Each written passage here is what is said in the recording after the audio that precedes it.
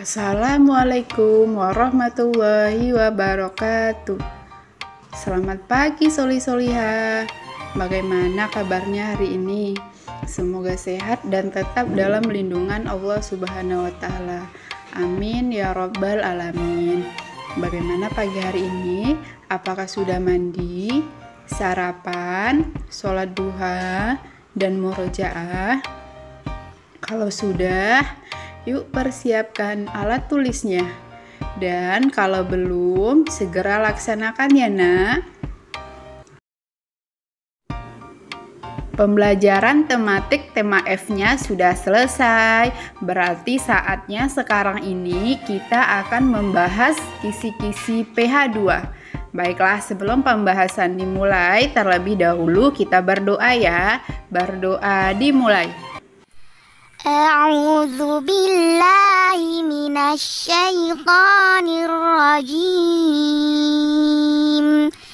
Bismillahirrahmanirrahim. Raditu billahi rabba wa bil islami dina wa bi Muhammadin nabiyyan wa rasula. Rabbi zidni ilma warzuqni fahma. Amin ya rabbal alamin. Pembahasan kisi-kisi PH2. Tema F. Pelajaran IPA, Bahasa Indonesia, SBDP, IPS, dan PPKN. Pelajaran IPA dengan KD 3.2, Bahasa Indonesia KD 3.6, SBDP KD 3.4, IPS KD 3.1, PPKN KD 3.3. Pelajaran IPA dengan materi pokok yang pertama, daur hidup hewan, kedua, metamorfosis hewan. IPA dengan peta konsep, daur hidup hewan, metamorfosis hewan, metamorfosis sempurna, metamorfosis tidak sempurna. Coba kalian perhatikan gambar berikut ini.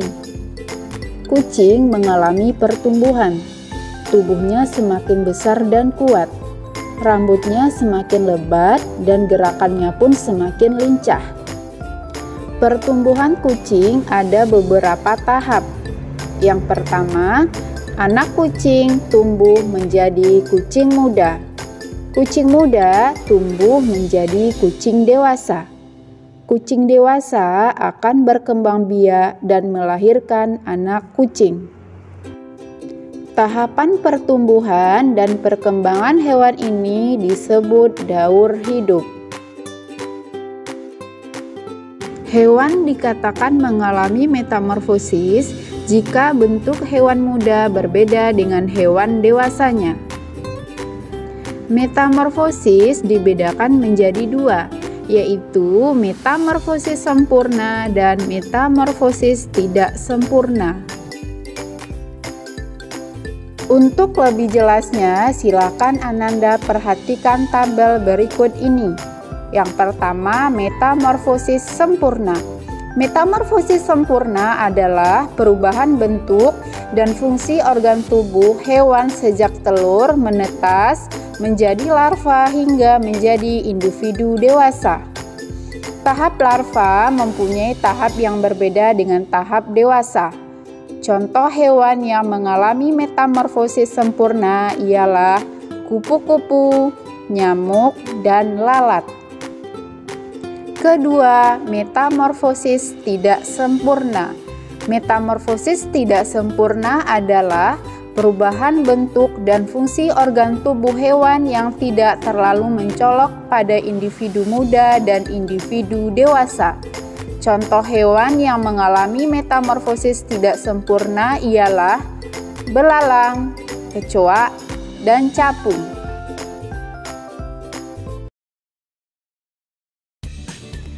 Pelajaran Bahasa Indonesia dengan materi pokok puisi.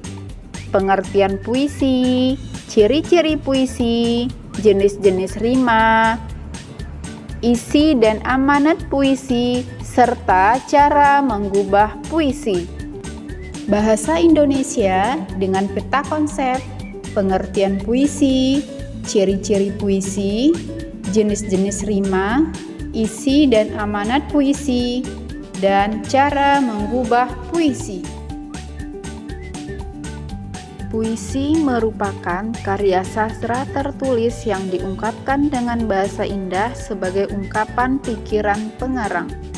Puisi memiliki ciri-ciri, diantaranya 1. Ditulis dalam bentuk baris sejajar ke bawah. 2. Beberapa baris tersusun menjadi bait puisi. 3. Memiliki pengulangan bunyi vokal yang disebut rima. 4. Menggunakan kata-kata indah atau majas. Jenis-jenis rima yang ada dalam puisi ialah 1. Rima a a a. 2. Rima a b a b. 3. Rima a b b. Dan 4. Rima a b b a. Menggubah puisi. Menggubah puisi berarti menulis kembali sebuah puisi yang baru dari puisi lain sebagai acuannya. Kita dapat mengubah puisi dengan menggunakan kata-kata sendiri. Pelajaran SBDP dengan materi pokok, karya seni tempel, kolase, montase, dan mozaik. SBDP dengan peta konsep, karya seni kolase, karya seni montase, karya seni mozaik. Kolase merupakan sebuah seni rupa dua dimensi yang menggunakan beraneka perpaduan bahan, antara lain seperti kertas, kain, kaca, logam, pecahan keramik, pasta, dan kayu yang ditempelkan pada permukaan gambar.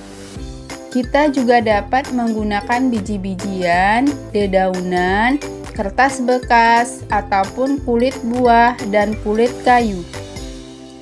Amatilah contoh kolase berikut ini. Kolase dari daun dan ranting pohon. Kolase dari potongan kertas berwarna. Montase adalah teknik membuat karya seni dengan cara menggabungkan beberapa gambar sehingga membentuk cerita atau susunan baru. Kita dapat membuat karya montase sederhana dengan menempelkan gambar yang kita peroleh dari koran atau majalah. Amati contoh karya montase berikut.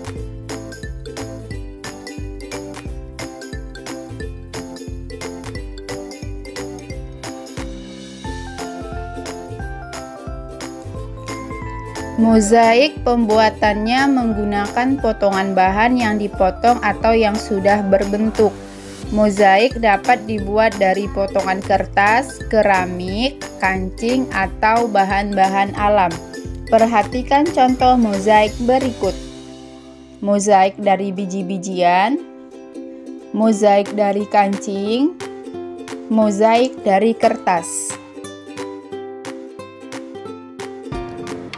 Pelajaran IPS dengan materi pokok. 1. Menjelaskan hubungan antara kondisi lingkungan dengan kegiatan pemanfaatan sumber daya alam. 2. mengidentifikasi sumber daya alam yang ada di lingkungan dan daerah sekitar. 3. Menjelaskan barang tambang yang ada di Indonesia. IPS dengan peta konsep, hubungan antara kondisi lingkungan dengan kegiatan pemanfaatan sumber daya alam yang ada di lingkungan sekitar, barang-barang tambang yang ada di Indonesia.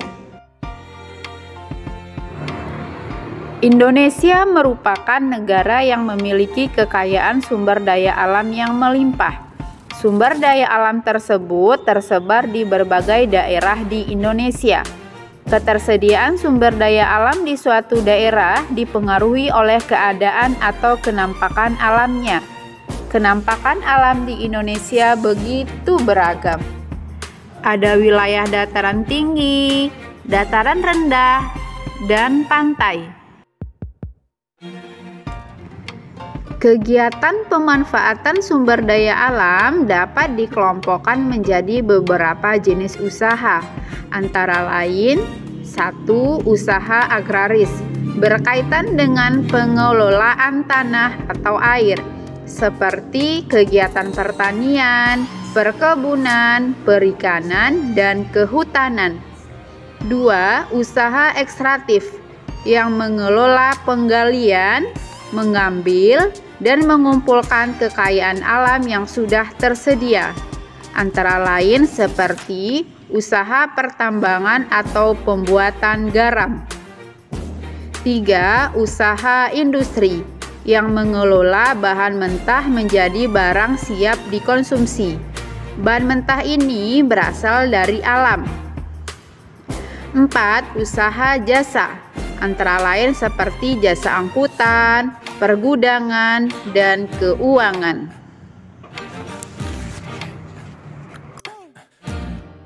Indonesia memiliki beragam barang tambang yang ditemukan di berbagai daerah. Sumber daya alam tambang tersebut tersebar di beberapa wilayah Indonesia. Adapun hasil tambang yang ada di Indonesia ialah ada emas, minyak bumi, gas alam, nikel, tembaga, perak, bauksit, mangan, aspal, batu bara, garam, batu kapur. Sumber daya alam hasil tambang tersebut memiliki beberapa manfaat, di antaranya sebagai dasar bahan bangunan, bahan bakar kendaraan bermotor, dan bahan pembuatan perhiasan.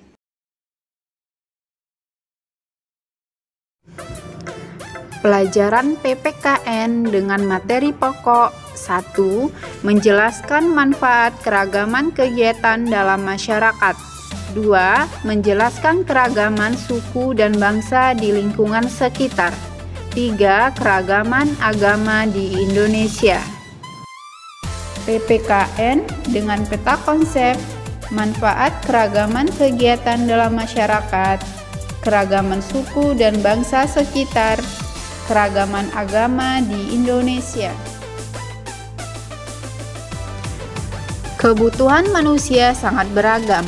Oleh karena itu, manusia melakukan berbagai kegiatan untuk memenuhi beragam kebutuhan. Kegiatan pemenuhan kebutuhan tersebut disebut mata pencaharian. Ada yang memiliki mata pencaharian sebagai petani, peternak, pedagang, dokter, dan guru.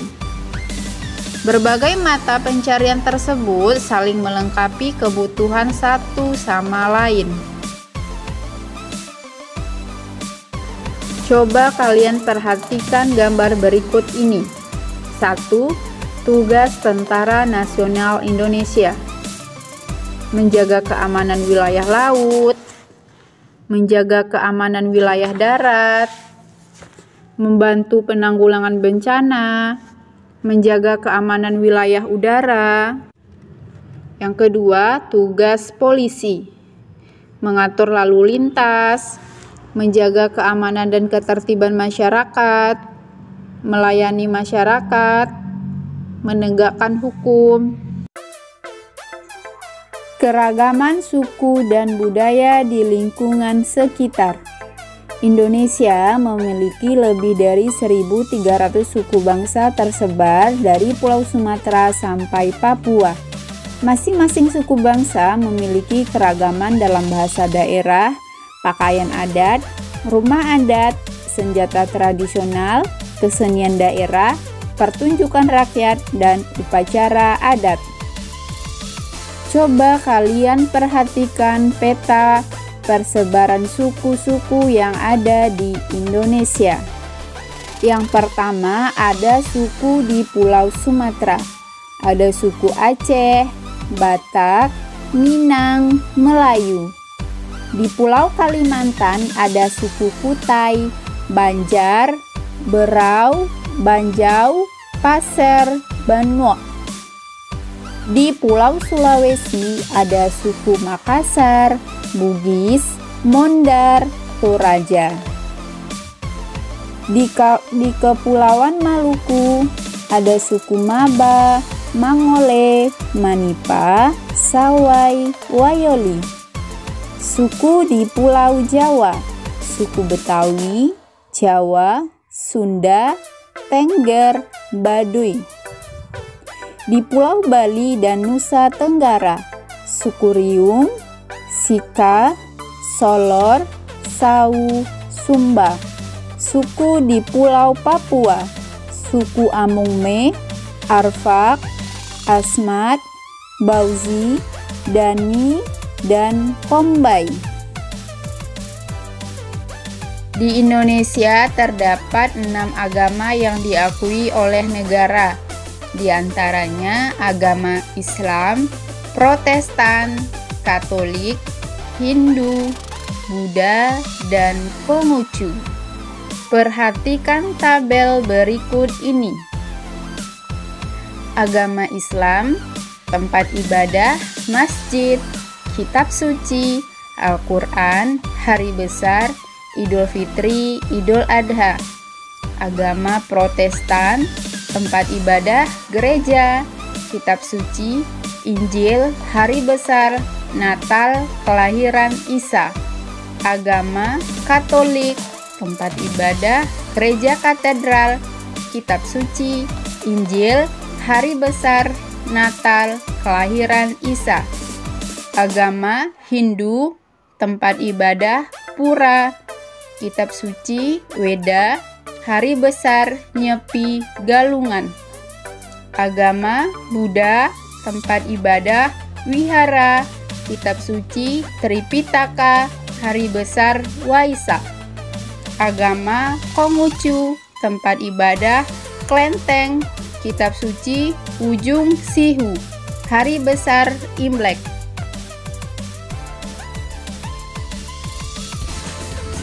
Alhamdulillahirabbil alamin. Pembelajaran hari ini telah selesai. Semoga soli-solihah semua paham ya dengan pembahasan kisi-kisi PH2.